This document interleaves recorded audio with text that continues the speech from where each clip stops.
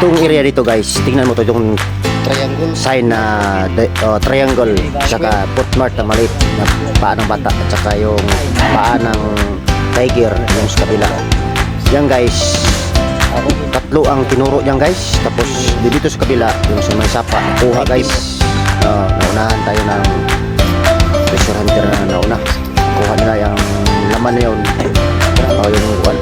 Yung banga guys, yung dulo na yan, yung matulis na triangle na yan, yung dito sa gilid. Yan nakuha din sa may creek, malapit lang 5 meters distance guys. So yan, yan banda din, yan tinuro ko yung matulis na yan, yun nakuha sa sabay sapa guys. Tapos yung sa kabila yan guys, mayroon sa tabi ng itong sign na ito na triangle, yan yung heart na heart shape na malaki na bato.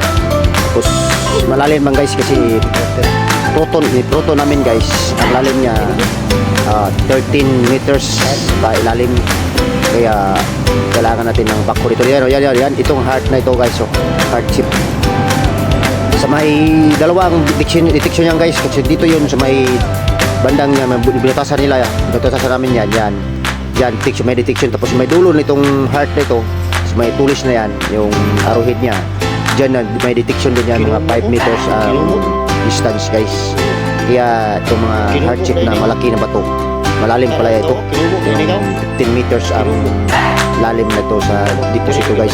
Nakita namin sa photon guys na malaking naka-pile doon sa may lalim sa siminto guys, sa lalim nito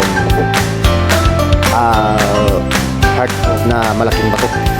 Kaya kailangan tayo detect tayo guys, punta tayo sa mayroon talagang sign doon, patulad na itong mga legit mga sign guys.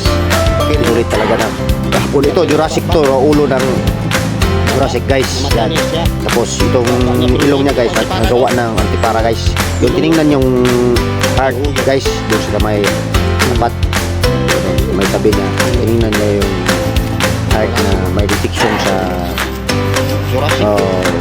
proton sa amo namin. Yan doon banda, yung dulo ng nguso ng Jurassic na yan, ulo, doon ang heart. Tapos pakita ko sa video mamaya, pakita ko, tapos yung turo ko sa doon yung ang detection sa heart, ulo niya. Kasi coordinate sign ito una triangle, tsaka ulo ng Jurassic, ito yung coordinate sign. Tapos yan heart, yan pinakita ko sa video, yan yung heart na yan. Tatlo yan magkatabi-tabi dyan ang sign na guys, coordinate sign. Yan tinayuan ng kasamahan ko rito. Yan yung pinatasan namin yan. Sinintuan pa namin kasi malalim, may tubig.